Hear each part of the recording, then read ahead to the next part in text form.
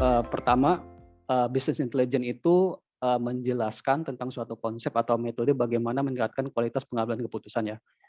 Keputusan bisnis berdasarkan sistem yang berbasis data. BI atau Business Intelligence, sering dipersoalkan sebagaimana brief book, report, query tools, dan sistem informasi eksekutif ya. BI merupakan sistem pendukung pengambilan keputusan yang berbasis dari data-data. Ini berdasarkan dari DJ Power. Itu ada papernya di 2022 itu.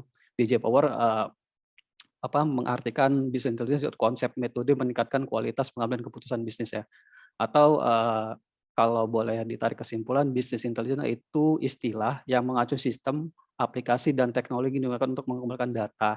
Jadi mengumpulkan data dari berbagai sumber, kemudian diolah, ditampilkan informasinya berupa summary yang mudah dibaca, komprehensif, akurat, dan digunakan sebagai tolak ukur untuk menganalisa juga momentum operasional yang di instansi atau perusahaan. Dengan tujuannya yaitu sama, pengambilan keputusan manajemen agar lebih efektif. Oke, next-nya mengapa sih business intelligence itu penting ya? Pertama, perusahaan itu harus mengetahui ya bagaimana performa dan pencapaian dalam kurun waktu tertentu. Dalam ini business intelligence itu membantu perusahaan untuk fokus pada visi utama, yaitu dengan adanya business intelligence,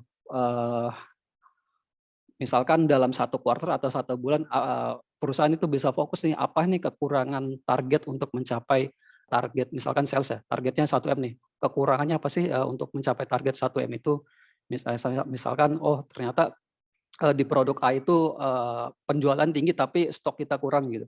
Nah itu dengan business intelligence itu membantu tujuan target dari perusahaan. Terus kemudian mengapa business intelligence, permasalahan yang terjadi pada bisnis perusahaan itu harus diidentifikasi sejak dini ya, agar tidak membesar dan cenderung lebih mudah ditangani. Ini merupakan tugas business intelligence, yaitu menjelaskan mengenai masalah kinerja perusahaan. Misalkan contohnya gini, di bulan puasa sekarang kan ya, bulan puasa nih produk A itu sangat laku, akan tetapi stoknya kosong nih, maksudnya stoknya kurang ya, tidak mencukupi untuk kebutuhan Ramadan. Nah, dengan business intelligence itu bisa dianalisa dan ditarik summary, oh ternyata produk A ini sangat laku di bulan Ramadan, ternyata stoknya kosong. Nah itu bisa untuk pengambilan keputusan ya, sebagai dasar, oh ternyata kita harus menambahkan stok produk A itu agar mencukupi kebutuhan Ramadan, seperti itu. Nah kemudian mengapa business intelligence, perusahaan itu punya data, tapi tidak dimanfaatkan dengan maksimal tanpa keberatan business intelligence. Misalkan data kita banyak ya, kan orang akan males ya kalau ngelihat data gitu. Misalkan di Excel ke sheet dari 1 sampai 1000 row. Itu kan kalau kita lihatin satu-satu makan waktu dan nggak maksimal gitu. Sebenarnya data ini tujuannya apa sih, maksudnya apa sih gitu. Kalau dengan ada business intelligence itu orang lebih mudah memahami data tersebut. Pentingnya business intelligence yaitu pertama sulit mendapatkan informasi tentang jalannya bisnis perusahaan yang komprehensif dan dinamis dengan tujuan pengambilan keputusan. Terus sulit mencari bagian bisnis yang bermasalah nih. Terus biasanya kan perusahaan tuh kalau tanpa data yang sudah diolah, misalkan dengan analisa bisnis intelligence, itu performa kurang baik di mana, cabang mana itu akan terkendala sih. Jadi untuk pengambilan keputusannya tidak akurat itu kalau tanpa business intelligence. Kemudian tidak adanya pengukuran kinerja perusahaan atau bagian-bagian terkait. Ini biasanya perusahaan kan ada KPI ya, yang udah tahu KPI, KPI itu buat indikator untuk mengukur kinerja karyawan. Misalkan karyawan A itu kinerjanya kurang baik nih. Nah, kelihatan dari pengukuran hasil dari pengolahan data dari business intelligence. Terus misalkan berapa produk yang terjual sampai bulan ini, nah area mana yang banyak penjualannya, apakah sudah mencapai target apa belum. Nah, dengan business intelligence ini akan lebih mudah untuk membaca data tersebut ya. Terus misalkan kayak cabang mana yang kinerja kurang baik, terus mengapa. Nah, itu bisa dianalisa dengan hasil dari summary dari business intelligence. Terus tujuannya apa sih business intelligence? Yaitu kalau saya boleh simpulkan itu ada 3 ya. Pertama, untuk mengidentifikasi tingkat pencapaian perusahaan, terus memonitor kinerja perusahaan, mengidentifikasi masalah, kemudian untuk menggali lebih dalam sumber data yang ada. Nah, ini goals-nya dari business intelligence ya. Kemudian, nih, seorang business intelligence itu kalau saya boleh jabarkan itu harus mempunyai 1, 2, 3, 4, 5, 5 skill. 5 skill, yang harus, dimiliki dasarnya, basic, seorang business intelligence. Pertama, Excel. Excel itu, untuk mengolah data, udah pada tahu ya teman-teman yang mengolah data. Nah, kayak apa sih rumus-rumus Excel, sum if, terus VLOOKUP, HLOOKUP. Nah, itu juga, dibutuhkan untuk seorang business intelligence gitu. Kemudian SQL. SQL ini adalah bahasa ya, bahasa pemrograman untuk, memerintah si database itu, mengambil data. Misalkan kan select, bintang from data user. Nah, itu perintahnya SQL-nya untuk ngambil data user. Nah, seorang business intelligence itu, basic-nya harus bisa SQL. Kemudian, programming. Kenapa programming juga masuk, sekarang di business intelligence? Karena sekarang kan udah zamannya big data ya, teman-teman ya. Big data, nah dengan, Excel itu nggak cukup buat ngambil, big data, datanya yang bukan 1 MB, 2 MB, atau 10 MB. Nah, untuk dengan big data ini besarnya bisa nyampe 1 GB, 1 TB gitu bahkan ya. Bahkan, yang di Jojo itu, untuk ekstraksi data yang sehari transaksinya bahkan nyampe 1 juta row gitu ya. Nah, itu dengan SQL itu atau dengan Excel itu nggak sanggup ya, harus dengan programming. Nah, bahasa programming-nya untuk, seorang business intelligence yaitu, biasanya Python. Ada yang udah tahu Python? Dikit-dikit, Kak. Dikit-dikit ya? Iya. Atau udah pernah nyobain? Nah, kan biasanya kan Iya. udah, sekarang Python udah sangat berguna banget ya, Banyak di dipakai di mana-mana. ya di IoT, di business intelligence juga dipakai ya, di bisnis sebagai machine learning atau data engineer, data analis itu pasti pakai Python. Kemudian analisis. Nah, kenapa seorang business intelligence itu penting untuk, memahami dasar analisis? Karena data yang kita dapat itu biasanya itu data raw atau data mentah ya. Jadi teman-teman, harus analisa dulu datanya, ngumpulin, dari data-data raw. Misalkan, kita dapat, dari data sales itu ya, data penjualan, nanti dapat lagi dari data produk. Nah, kan biasanya dari table produk ya. Nah, itu harus di-combine dan harus normalisasikan dulu dengan analisis, oh data ini dibutuhkan nggak ya untuk penyajian dashboard tim marketing gitu. Terus apakah data kinerja karyawan itu dibutuhkan oleh tim marketing? Kayaknya enggak ya. Jadi itu harus dianalisa tuh, apakah data ini bisa dimasukkan atau kategori, sebagai penyajian data nanti atau tidak. Nah, itu dibutuhkan analisis itu. Kemudian komunikasi. Nah, kenapa komunikasi ini penting, sebagai seorang business intelligence? Karena komunikasi itu merupakan, kayak kita misalkan, tim sales ya, butuhnya report apa nih yang bisa disajikan tiap hari. Nah, kan kalau tim sales tuh biasanya mereka butuh report yang berapa sih, hasil achievement penjualan, berapa sih hasil campaign marketing. Nah, dari pertama kita komunikasi dulu kebutuhan reportnya apa, nanti, terus juga kan dari data-data raw itu data source. Nah, itu juga kita dibutuhkan ya, apakah, tarikan datanya itu berdasarkan 3 bulan terakhir, 4 bulan terakhir, atau 1 kuartal, atau bahkan 3 tahun terakhir ya untuk, disajikan datanya. Nah, dengan komunikasi ini, maksud dan tujuan dari si klien atau peminta data requestor itu bisa bisa bisa sesuai dengan apa yang, user mau gitu. Oke, next. Nah, ini, udah agak kompleks ya dengan data ini. Kayaknya, ada yang baru lihat atau ada yang pernah lihat juga ini, udah hal yang biasa ya di dunia bisnis intelligence. Nah, flow-nya itu alur kerjanya pertama dari data source, kemudian data warehousing, kemudian memproses hasil dari business intelligence. Nah, dari sini kan kelihatan nih pertama, dari gambarnya itu kan ada data source ya. Isinya itu ada operational system, ERP, CRM, SQL, dan flat files atau spreadsheet. Nah, ini merupakan sumber datanya atau data raw ya, yang akan diolah menjadi sebuah summary atau report ya. Nah, operasional sistem itu dari data transaksi, ERP, juga dari data sistem, CRM, dari misalnya CRM itu kayak data apa di tim marketing biasanya untuk customer ya. Terus SQL, database, flat files atau spreadsheet itu kayak Excel. Nah, itu bisa aja untuk satu menyajikan report, datanya itu sumbernya beda-beda kayak kayak misalkan data yang ada di SQL, terus data yang di Excel. Nah, itu seorang business intelligence itu setelah mengumpulkan harus pertama kemudian ya udah dapat data source-nya nih, step selanjutnya itu memvalidasi data tersebut pertama.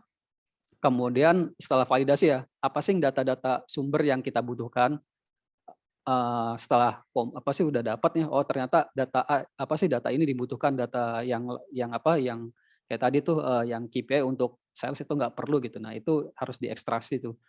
Terus data cleaning, cleaning itu kayak membersihkan data ya.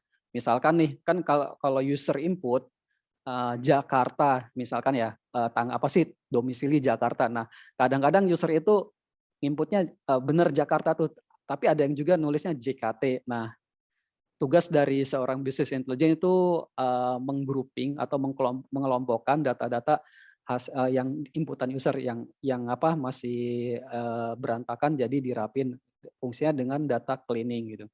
Kemudian setelah data cleaning ada namanya data transforming. Data transforming itu setelah data-data dibersihkan, kemudian nah kebutuhannya transforming kita dibuat sajikan apa sih? Report kah, data visual kah, data mining, data analitik kah gitu atau bikin berupa dashboard. Nah, dengan data transforming itu kita menyusun kolom-kolom yang akan yang mandatory disajikan di tools untuk analitiknya seperti itu. Nah, setelah jadi itu satu kumpulan data yang udah matang atau disebutnya biasa data warehousing. Nah, itu data tersebut siap untuk diproses dari hasil BI-nya ya, business intelligence. Salah satunya misalkan yang sekarang itu data COVID ya. Misalkan dari klinik-klinik atau hasil tracing PCR, antigen itu kan dikumpulin datanya. Nah, itu akan disubmit ke Peduli Lindungi jadi satu ya. Nah, dari Peduli Lindungi nanti itu ada proses hasil BI-nya, jadilah report ya yang sering pernah teman kalau ada yang pernah lihat reporting COVID ya di Indonesia. Nah, seperti itu. Itu hasil dari pengumpulan data dari daerah dikumpulkan jadi satu. Nah, kemudian ada proses data warehousing. Setelah proses warehousing selesai, kemudian jadilah sebuah analitik dashboard yang enak dilihat. Biasanya kan kalau di Instagram tuh ada namanya perupa data. Nah, perupa data tuh biasanya kan hari ini COVID-nya naik apa turun. Terus yang sembuh berapa orang sih gitu tuh. Nah, itu merupakan hasil itu ya, business intelligence. Atau ada yang mau bertanya sampai sini? Mas Wilga mau bertanya, silakan. Terima kasih atas kesempatannya. Mas, saya kan sebenarnya juga sedang belajar di data analis. Berarti secara nggak langsung di business intelligence ini juga harus mempunyai skill yang hampir sama di data analis juga. Dan saya juga mau menanyakan apa bedanya business intelligence sama business konsultan. Business intelligence ya. Kalau business intelligence itu ini yang sepengalaman aku ya di bidang IT sebagai di analis dan di developer juga ya. Setahu saya untuk data business intelligence itu merupakan basicnya secara general. Nah, kalau business konsultan itu udah menjerumus ke profesinya. Biasanya kalau bisnis konsultan itu misalkan perusahaan A butuh hasil report, misalkan produk A dan produk B bagaimana sih di pasaran, kan itu butuh riset kan, ke market, misalkan daerah Jawa ini lakunya produk apa, terus di daerah Sumatera lakunya produk apa. Nah, biasanya bisnis konsultan yang akan meriset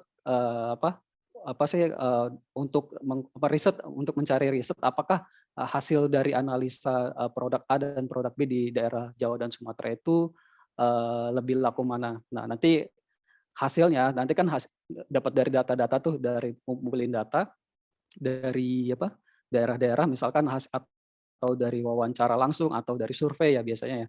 Atau bisa juga dari data perusahaan tersebut dipakai hasil salesnya untuk menyajikan sebuah data. Biasanya sih lebih summary-nya lebih ke saran sih. Oh, nanti sarannya datanya akan produk A lebih laku nih. Jadi bisa tim marketing campaign-nya ke produk mana gitu, ke misalkan kayak produk AB, di produk A laku di Sumatera, yang B laku di Jawa, berarti oh ternyata harus di-boost nih kalau target dari klien itu produk B lebih ingin ditingkatkan, berarti harus lebih bikin campaign-nya gitu. Satu lagi Mas, berarti yang bisnis intelligence ini hampir sama tugasnya dengan data analis ya. Soalnya kalau saya lihat dari tugas dan fungsi-fungsinya juga hampir mencakup semua tugas yang ada di data analis. Betul. Nanti kan ada pecahannya lagi tuh. Ada namanya data analis, data engineer, ada juga yang data scientist. Nah, itu nanti lebih ini spesifik lebih ke sana. Kalau ini kita bahas di ini ya, introduction dulu, pengenalan dulu apa sih business intelligence itu. Bisa nanti arahnya ke sana sih. Next saya lanjut ya. Dari tadi kan kita ngomong business intelligence ya. Nah, jauh sebelum business intelligence itu kita buat, pertama yang kita harus tahu tuh dari data. Dari data dulu, basicnya lebih jauh ya dari sebelum business data. Apa sih data itu gitu? Kenapa data itu diperlukan? Nah, kalau ini aku simpulkan, jadi data itu artinya apa? Sekumpulan informasi atau keterangan-keterangan dari hasil yang diperoleh dengan mulai pengamatan atau juga pencarian sumber ke sumber-sumber tertentu ya. Data diperoleh namun belum diolah lebih lanjut dapat menjadi sebuah fakta atau anggapan. Sebagai contoh, data yang diperoleh dari penelitian dengan metode-metode tertentu dapat menjadi lebih kompleks untuk menyajikan sebuah informasi baru, bahkan solusi untuk masalah tertentu. Nah, ini dari pengertian datanya. Kemudian dari data tersebut juga dari sumber data ya. Sumber data itu ada dua. Ada data primer dan data sekunder ya. Data primer yaitu data asli yang dikumpulkan berasal dari sumber asli atau tangan pertama. Kemudian ada data sekunder ya. Data yang mengacu pada informasi yang dikumpulkan dari sumber yang telah diolah. Gitu. Contoh dari data sekunder yaitu catatan atau dokumentasi perusahaan, publikasi pemerintah seperti buku, laporan, berita, analisis oleh media atau situs web atau jurnal atau lainnya. Kalau data primer itu berarti langsung ke sumber data, misalkan wawancara ke user langsung gitu. Kayak di aku sistem analis, nah sistem analis itu sumber ini penting, sumber data ini penting. Misalkan user mau bikin aplikasi payroll atau penggajian gitu ya. Nah, penggajian itu seperti apa sih di perusahaan tersebut? Kan di perusahaan selalu unik. Nah, biasanya data primer ini selalu dibutuhkan. Misal dari hasil meeting, kemudian dari wawancara ya, user tuh kebutuhannya apa sih, masalahnya apa sih? Nah, itu bisa disebut jadi apa? Data primer ya. Kemudian setelah diolah dari analisa, nah itu bisa jadi data sekunder. Kemudian next, tadi sumber data, sekarang jenis data. Data itu ada dua. Pertama data kualitatif, kemudian yang kedua data kuantitatif ya.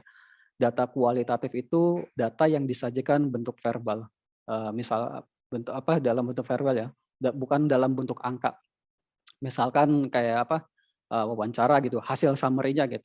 Dari wawancara. Misalkan kayak di pemerintah sekarang tuh, nyinggung pemerintah. Pemerintah sekarang kan pemilu 2024 itu minta ditunda gitu. Nah, itu biasanya itu namanya data kualitatif. Cuma berdasarkan wawancara. Tapi setelah hasil dari kualitatif bisa jadi data kuantitatif ya, yang dapat diukur, yaitu datanya itu berupa angka yang dapat dihitung secara langsung ya. Misalkan kayak total sales angkanya berapa gitu. Bulan Februari, Maret, nah seperti itu tuh. Dari hasil survei diolah jadi data statistik. Kemudian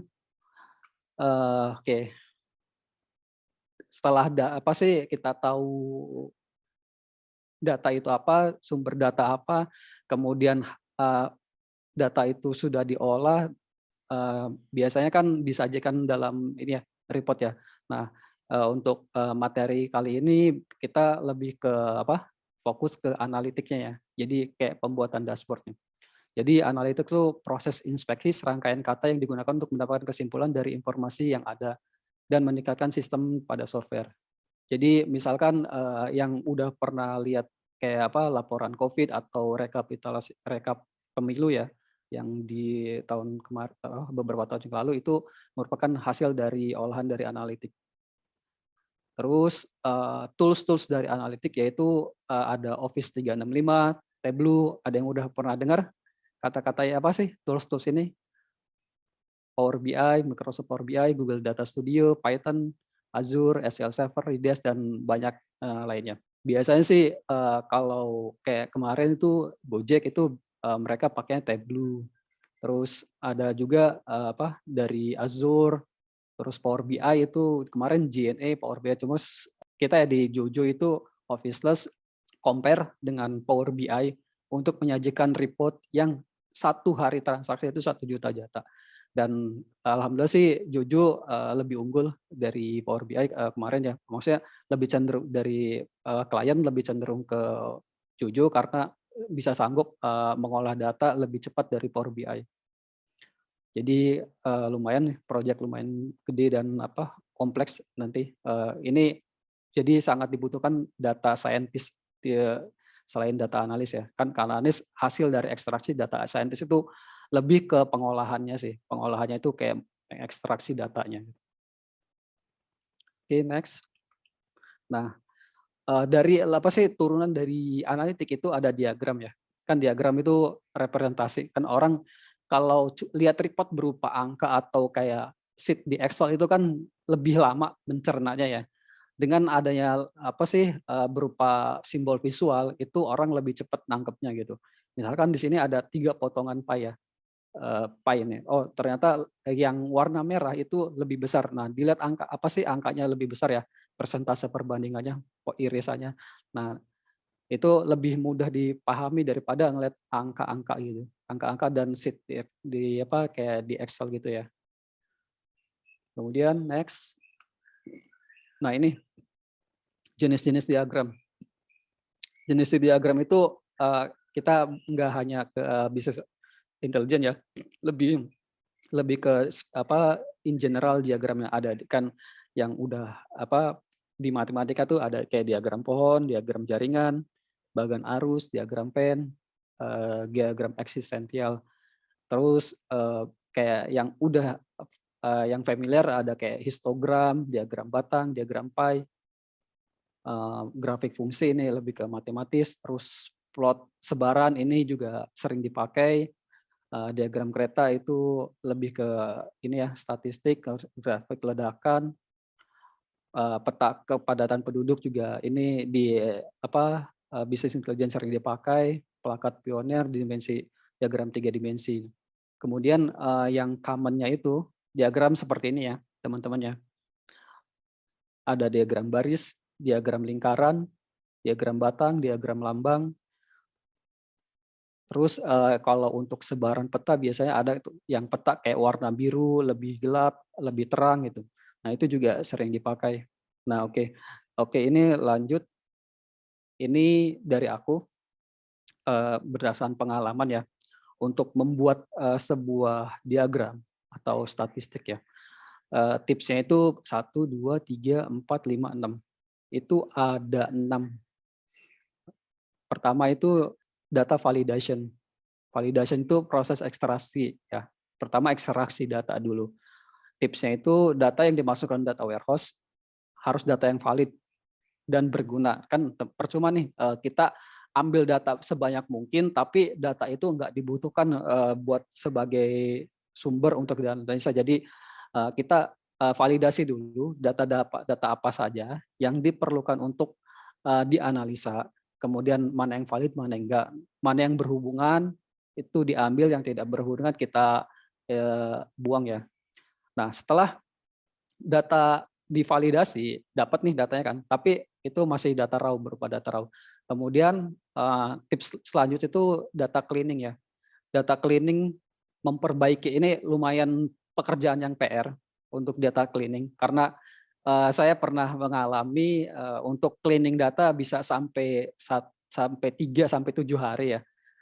7 hari karena dari sumber datanya tuh dari inputan user itu beragam ya. Jadi sebelum masuk ke transforming data, jadi kita bersihin dulu nih datanya kayak tadi tuh misalkan domisili Jakarta, ada user input JKT, JKRT gitu, DKI Jakarta. Nah, itu harus diseragamkan dulu ya teman-teman, misalkan jadi Jakarta agar lebih mudah dianalisa. Kemudian dulu juga pernah ngambil total summary dari ini ya, di apa? Dari task management. Task management itu developer A itu kerjanya berapa man hour sih? Terus ngerjain task apa aja. Nah, itu juga karena sumber datanya lumayan beragam, developer dengan format developer, misalkan DevOps dengan formatnya DevOps, terus lagi front end dan QA itu dengan formatnya sendiri. Nah, itu yang butuh waktu untuk menyeragamkan sebuah jadi report yang bisa diukur menjadi KPI. Nah, itu pernah ngalamin di data cleaning lumayan kompleks. Nah, setelah data selesai cleaning, setelah di cleaning itu transforming data. Nah, tipsnya itu transforming data itu menggabung-gabungkan ya. Misalkan kita dapatnya dari lebih dari satu sumber, nah itu harus digabung-gabung jadi satu, kolom-kolomnya misalkan data yang seragam kita satuin, terus mengkonversi dari tipe datanya, misalkan kita pakai Tableau ya, format data ini formatnya date ya, tapi yang data kita dapat tuh dapat datanya string. Nah, itu harus dikonversi dulu dari string ke format date agar bisa di filter dari misalkan report penjualan 3 bulan terakhirnya. Kalau mau lihat 1 bulan terakhirnya kita bisa filter setelah transforming itu ini ya valid ya. Karena sering datanya sumbernya misalkan tanggalnya string kadang nggak bisa diolah gitu di tools analitiknya. Kemudian nah ini aggregation data sering juga di aggregation tuh summary misalkan average terus juga count, group. Nah, itu harus diagregat dulu data-data emang yang harus diagregat tanpa perlu proses tools analitiknya itu mengkonversi lagi, jadi agregasi dulu dari si sumber datanya. Terus setelah diagregat datanya di loading, yaitu dimasukin ke sumber data yang sudah clean, yang sudah bersih dan jadi sudah kayak datanya sudah matang ya.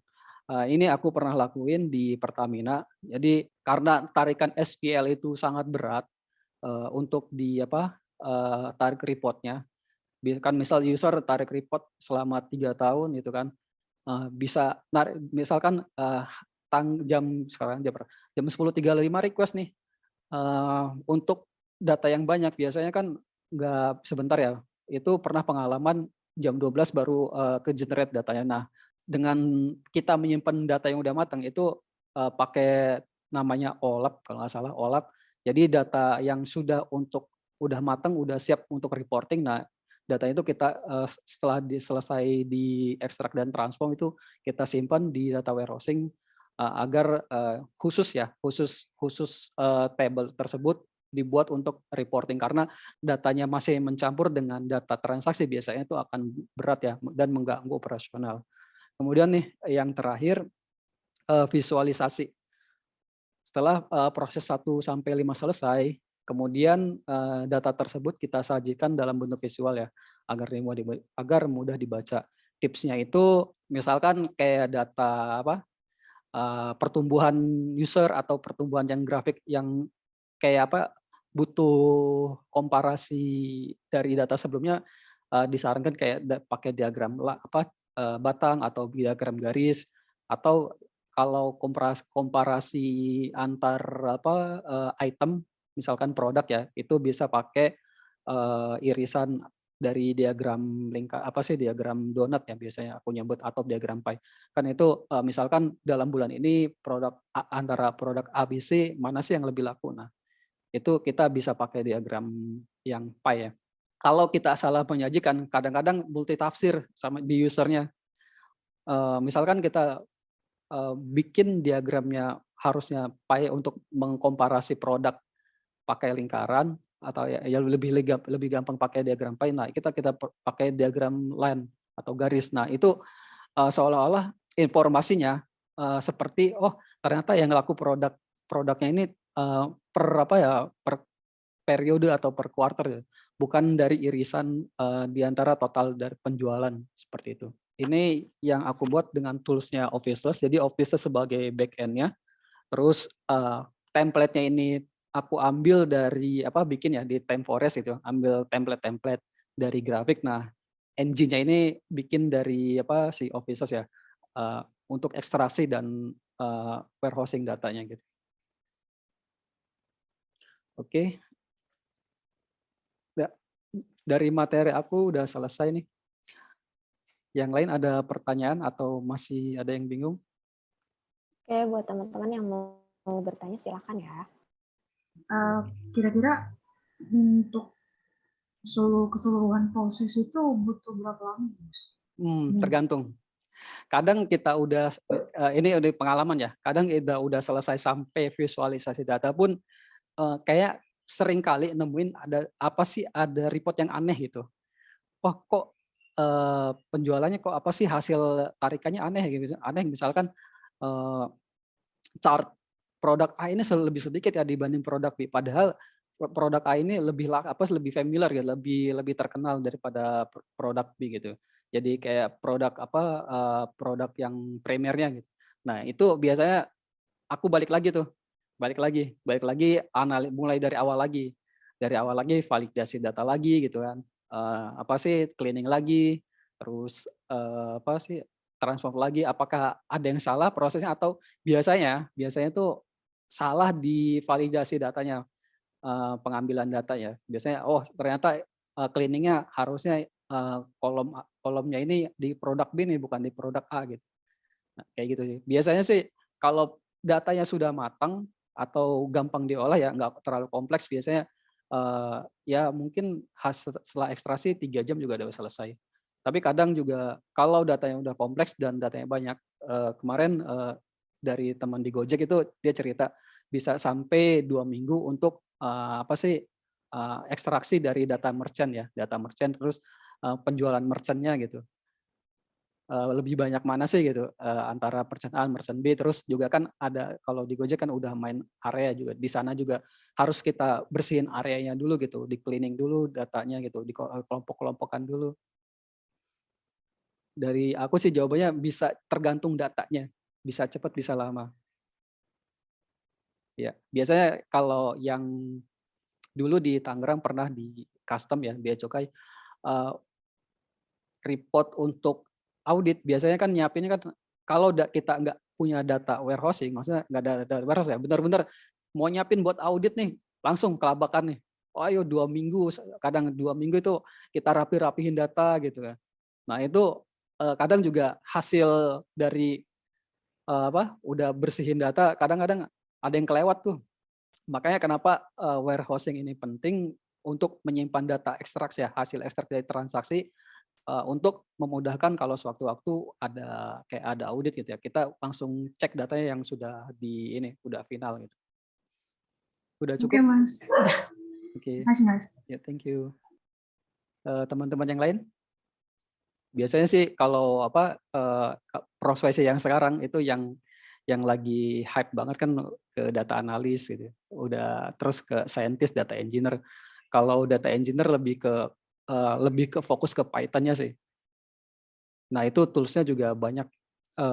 Sebelum menyajikan informasi berupa chart, diagram. Nah, biasanya data engineer itu mengolek datanya dulu. Jadi pakai automation secara sistem untuk mengekstraksi sampai cleaning data. Ada lagi yang mau ditanyain? Untuk yang sekarang skill program itu udah kayak basic banget untuk jadi seorang data analis. Tapi dengan Officeless punya tools di Officeless itu nggak perlu jago programming, punya basic aja ya JavaScript. Itu udah bisa bikin visualisasi OLAP-nya. dari hasil OLAP terus disajikan visualnya ya. Di Office itu udah ada.